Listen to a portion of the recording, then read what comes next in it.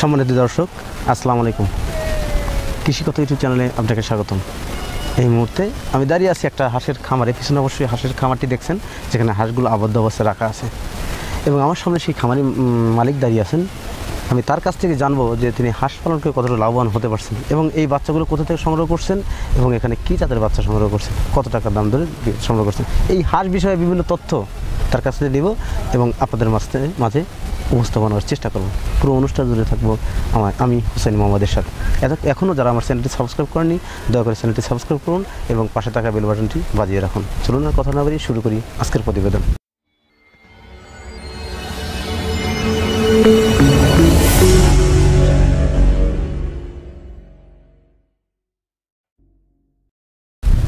আসসালামু আলাইকুম ভাই। ওয়ালাইকুম আসসালাম ভাই, ভালো আছেন? আলহামদুলিল্লাহ, ভালো আছেন? জি আলহামদুলিল্লাহ ভালো আছি। আপনার গ্রামের বাড়িটা কোথায় বলবেন? আমাদের বাড়ি কান্দা, তারাকান্দা থানা, কয়রাকান্দা গ্রাম, যে কয়রাকান্দা জেলা, ময়মনসিংহ জেলার মধ্যে।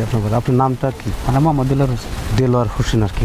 এই যে হাঁস পালন করার অভিজ্ঞতা আপনার কতদিন? এটা মূলত হাঁস পালার অভিজ্ঞতা আমার মূলত না, এটা আমি ফার্স্ট আর কি। এটাই আপনি ফার্স্ট? আমি তো ব্রয়লার ফালি, কিন্তু হঠাৎ করে মন চাইছে, এই কারণে এটা শখে করলাম আর কি। এই যে ব্রয়লার শেডটা আপনি কত বছর করছেন? আমি ব্রয়লার সেটটা করছি আমি একদম 6 বছর। 6 বছর। আপনি হাঁসের শেডটা নতুন করছেন? হাঁসের সেটটা এই বছর নতুন করছেন। আপনি এখানে কতগুলো হাঁস আনছিলেন? আমি এখানে হাঁস আনছিলাম 725 পিস আর কি। এখন আপনার শেডে কতগুলো হাঁস? 725 পিস হাঁসের ভিতরে আমি 300 পিস বিক্রি করে আলাইছি। এখনো আমার 360 পিস হাঁস আছে। আপনি এই হাঁসগুলো কি করবেন আর কি? এই হাঁসগুলো এখন আপাতত রাখার চিন্তা ভাবনা করতেছি, ডিমের জন্য করার চিন্তা। হ্যাঁ স্যার, ডিম দেওয়ার জন্য চিন্তা ভাবনা করতেছি। আপনি কয়দিনকার বাচ্চা সংগ্রহ করছিলেন? আমি একদিনের বাচ্চা সংগ্রহ করছি। হাঁস পালন করার কি আপনার পূর্বে কোনো অভিজ্ঞতা ছিল? না, আমার কোনো অভিজ্ঞতা ছিল না, প্রশিক্ষণ নেওয়া ছিল না। আপনি কি দেখে এই ব্রয়লার শেডটা বাদ দিয়ে হাঁসের খামারে আসলেন? এটা বাদ দিয়েছি, আপনি ব্রয়লার একটু ব্যবসাতে একটু লস গেছিল, এই জন্য ওইটা বাদ দিয়ে ওইটা করছি। কিন্তু ব্রয়লার এখনো আছে আমার, শেড দুইটা, একটার মধ্যে ব্রয়লার আছে, এখনো দেখে হাঁস করছি। হাঁস পালন করে কি মনে হয় যে ব্রয়লার শেড থেকে অনেক বেশি লাভ করা যায় কিনা সমপরিমাণ? হাঁস পালন করলে আমি যতটুকু বুঝতেছি, আমি নতুন মানুষ তো, আমি আগে কোনো করি নাই, আমি বুঝতেছি, মনে করেন যে যদি ডিম পালন যায় আর কি, ডিম পালন যায় লাভবানটা বেশি। ব্রয়লার সাথে অনেক লাভ, হয়তো একটু সময় লাগে, কিন্তু লাভবানটা বেশি। কিন্তু এই হাঁসগুলোর জাতটা একটু ভালো দিকে নিতে হবে। আপনি এইখানে যে কি জাতের হাঁসের বাচ্চা আনছেন? এটা খাকি ক্যাম্পেল। এই বাচ্চাগুলো কোথা থেকে সংগ্রহ করছেন? এটা আনছি আমি বড়ইবাড়ি মেম্বার বাড়ির কাছ থেকে। মেম্বার ভাই বলতে মেম্বার ওনার তো একটা নাম, ভাই হ্যাসারি। মেম্বার ভাই সবাই আর কি মেম্বার ভাই কইলে সবাই চিনে আর কি। মানে আমার জানা মতে মনে হয় গিয়াসউদ্দিন মেম্বার, কিন্তু আমরা সবাই মূলত মেম্বার বলে সবাই জন চিনে আর কি। মানে বড়ইবাড়িতে গিয়ে বললেই ওনাকে চিনবে, সকল শ্রেণীর লোকে চিনবে আর কি। আপনি ব্রয়লারের শেডটা এখনো আছে? এখনো আছে। আপনি এটা করছেন নাকি? এই যে এখানে এখন তো 300 প্লাস হাঁস আছে আপনার, এই হাঁস কি ডিম শুরু হয়েছে? এটা আমার আবদ্ধ অবস্থা খাওয়ায় ডিম কিছু কমে গেছিল, আমি তাকে মাঠে খাওয়াইতাম, মাঠে খাওয়াই ডিম আর ফুল প্রোডাকশন চলে আসছে। কি পরিমাণ ডিম আসছিল আপনার? তারপর মধ্যে 360 পিস হাঁসের ভিতরে 330 পিস ডিম আসছে। 330। তখন মনে করছি মূলত আমার যখন প্রোডাকশনটা শুরু হয়েছে, তখন এই যে একটু সমস্যা হয়ে গেছে, জমি লাগাই আলতেছে, এই কারণে আমার হাঁসটা আমার এই নেটের ভিতরে আটকা আছে। আপনি আবদ্ধ এই আটকা থাকার পরে আমার মনে হয় যে 330 পিস ডিমের 200 পিস নামিয়ে আসছিল। এখন আবার মনে করেন যে এই হাঁসটা আমার 17-18 দিন ধরে আটকা, এখন আবার মূলত 3 দিন ধরে ডিমটা আবার উঠছে। আমার এখন 360 পিসের ভিতরে 260 পিসের মতো ডিম আসছে আর কি। মানে এখন রানিং বাড়তেছে। এই যে হাঁস পালন করার সময় আপনি গিয়াসউদ্দিন মেম্বার কাছ থেকে যখন বাচ্চা নেন, তারা আপনাকে কি ধরনের পরামর্শ দিয়েছে? পরামর্শ, আমার যদি কোনো সমস্যা হয় তো বাইরে ফোন দেই, ভাই আমার এই সমস্যা, আমার যদি হাঁস বেচা লাগে, ভাই আমার হাঁস বেচা লাগবো, আমরা ব্যবস্থা করে দেন, সম্পূর্ণ সাপোর্ট দিতেছে। অসুখ বিসুখ বা বিভিন্ন পরামর্শদাতা সেই হ্যাচারি মালিক বিষয় বলতে ওনার কাছে ফোন দিলে বলে, কিন্তু আমি অতটা ওনার কাছে ফোন দেই না, ওনার বিরক্ত করি না। কিন্তু আমার অন্য কৃষি অফিসার আছে, ওনার সাথে যোগাযোগ করি, এটা সবচেয়ে সুবিধা আর কি। আপনি তো পোল্ট্রির সাইডে আছেন, যে জন্য আপনার কৃষি, আমার এই অভিজ্ঞতাটা রয়ে গেছে। কিন্তু আমার এতটা জটিল যদি সমস্যা করে যাইতে হয়, যে কৃষি অফিসার স্যার আছে, স্যারের কাছে পরামর্শ নেই। আপনি যে 300 প্লাস হাঁসে 260টি ডিম আসতেছে, এখন হাঁসের ডিম কত টাকা বিক্রি করছেন প্রতিদিন? এখন হাঁসের ডিমের বাজার বাড়া, কিন্তু আমার ডিম রেটের সাইজে ছোট, নতুন হাঁস তো, এই কারণে আমার দাম রেটও কম দেয়, 800 টাকা ধর আর কি। 8 টাকা পিস আর কি। তাহলে 260টি ডিম আপনি প্রতিদিন কত টাকা ডিম বিক্রি করেন? এই ধরনের এখন 800 টাকা হিসাব করলে আমার 2000 টাকা ডিম আসে, আবার 2000 টাকা তার পিসের খাবার লাগে। মানে যাক ইনকাম হচ্ছে, সব খরচ হচ্ছে। আপনার লাভটা কখন হবে আপনার আশা? লাভটা মনে হয় যে যখন আমি মাঠে চড়াইতে পারবো, তখন মনে হয় যে টাকাটা লাভ হবে। বুঝতে পারছি আর কি। মানে যা খাচ্ছে তাই, যা দিচ্ছে তাই খাচ্ছে।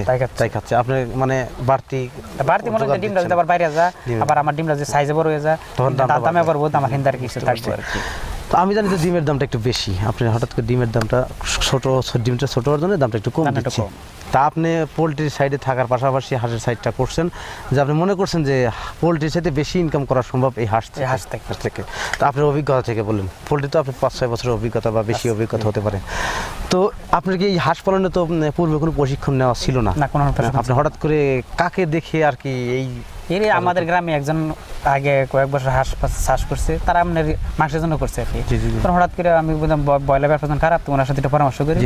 তারপর আমার পরামর্শ করলে যে উনি ডিম পাড়াইলে কিরকম, তো উনি পরামর্শ দিল যে ডিম পাড়াইলে তো ভালো।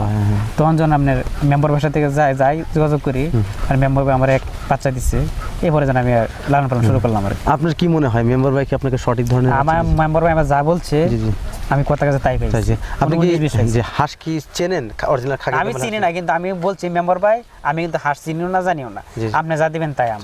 কিন্তু মেম্বার ভাই আর যতটুকু বলছে উনি কোনো 2 নম্বরই করেন না। বুঝতে পারছি, সলিড দিছে। মানে আপনি চেনেন না, জানেন না, কিন্তু ওনার কাছে আছেন, উনি আপনাকে দিছে।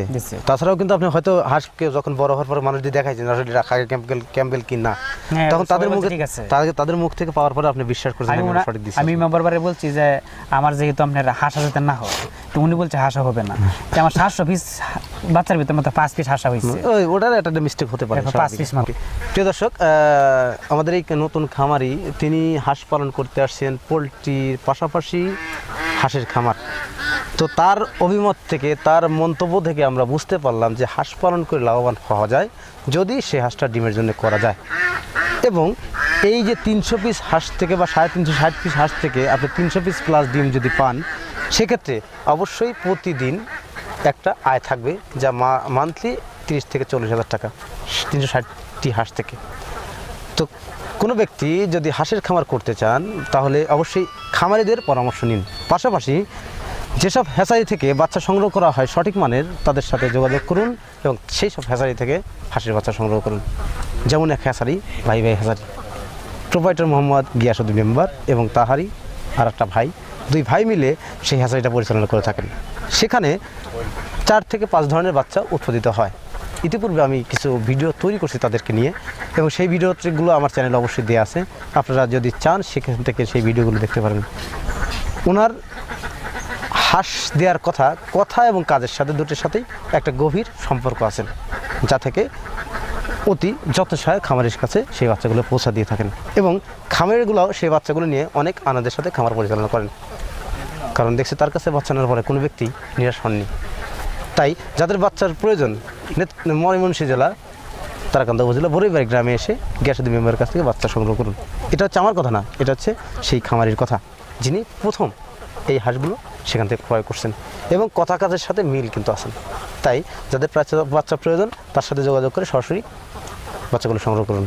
তো প্রিয় দর্শক, আর কথা বলতে যাচ্ছি না, আজকের প্রতিবেদন এখানেই সমাপ্ত করছি। ভালো থাকেন, সুস্থ থাকেন, আল্লাহ হাফেজ, ধন্যবাদ ভাই।